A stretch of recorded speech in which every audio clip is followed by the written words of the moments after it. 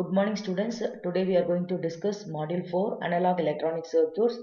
The title of this module is Power Amplifiers and Oscillators. Under this module we are going to discuss about your crossover distortion class AB power amplifiers. Okay. So here first we will discuss about crossover distortion. What is meant by crossover distortion means this is the distortions occurs in the class B push-pull amplifier. Because in class B push-pull amplifier we are using two transistors, okay, one for conduction of your positive input cycle, the other for conduction of your negative of your input cycle. Okay, so here for a one off cycle, okay, in this push pull configuration two identical transistors are used. Okay, wow. So for positive of cycle upper transistor will conduct, for negative of cycle the lower transistor will conduct. But whenever if you provide the positive input, the transistor T1 will conduct only after when VB is biased with 0.7 voltage. So for the negative cycle, the transistor T2 will conduct and only this transistor starts conduction only after your biasing of your VBE equal to 0.7 voltage. Okay, when the signal changes and the crossover and or crosses over one transistor to another transistor, at the zero voltage point it produces some amount of distortion. I told no. So because of this 0.7 cut-in voltage, the transistor will start after the 0.7 cut-in voltage. So between this conduction of your first discontinuous of your first transistor and conduction of your second transistor, and discontinuous of your first transistor, discontinuous of your second transistor, some amount of crossover will occur, okay, between these two. Nothing but for a transistor, in order to conduct, the base emitter junction should cross 0.7 volt cut-off voltage or cut-in voltage.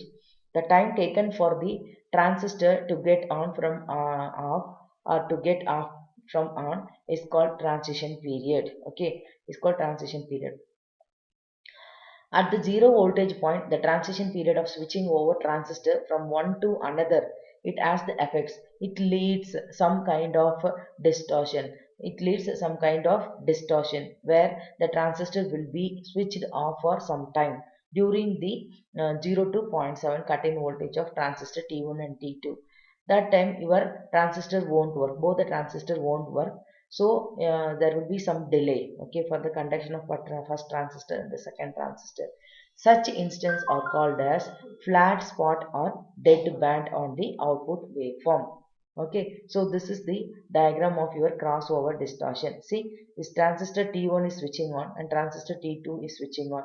This is nothing but where the voltage will not be there because of your 0.7 cut-in voltage of transistor. After this one only, the transistor T1 will conduct, and when the transistor T2 attains 0.7 cut-in voltage between the base and emitter terminal, then this transistor will conduct. So this is nothing but a crossover distortion. So this crossover distortion can be overcome by using class AB power amplifier. Now coming to this next circuit operation of class AB power amplifiers. Okay, circuit operation of class AB power amplifier. In class AB power amplifiers, we are going to use NPN transistor and PNP transistor.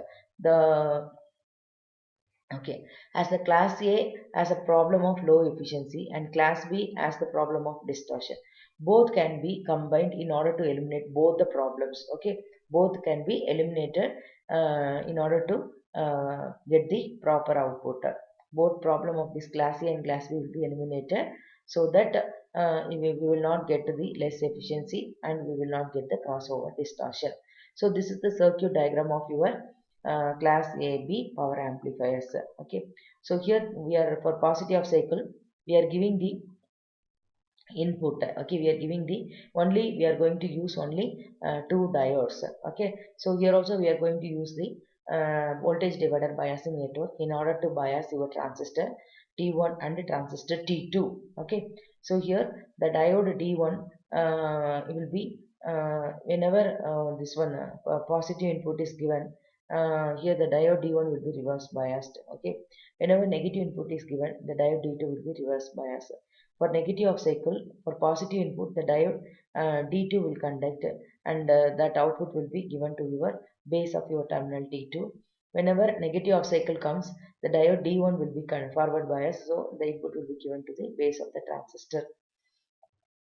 Now, see, the crossover distortion is the problem that occurs when both transistors are off at the same time during the transition period. In order to eliminate this, we are going to use for the opposite transistors. Okay. Hence, other transistor gets into conduction before the operating transistor switch to cutoff state. So this is achieved only by using a class AB configuration as shown in this circuit diagram.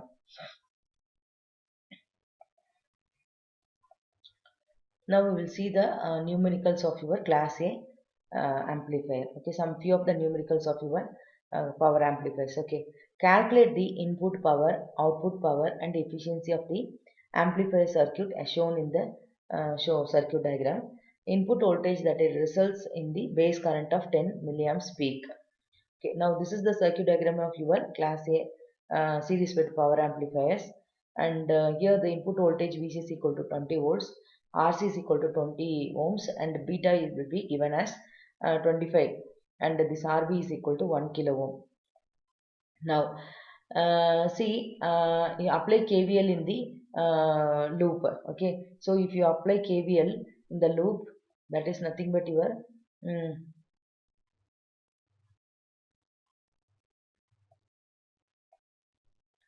so here we are using the base resistance.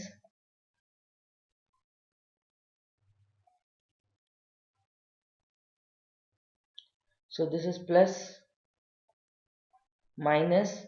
So the VCC supply is given VCC, and here also VCC supply is given. We are going to apply KVL in this loop in clockwise direction. Okay. So what is this? Is nothing but your RB. Okay. We are providing fixed bias. This is nothing but your RC. Okay. So here if you apply KVL here, VCC, and this one is plus minus is nothing but your VBE.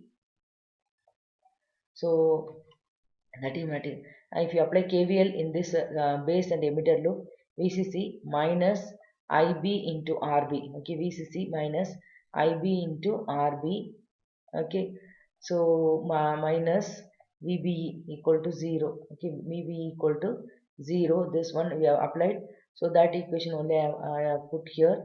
So here this VCC it is given 20 volt, and your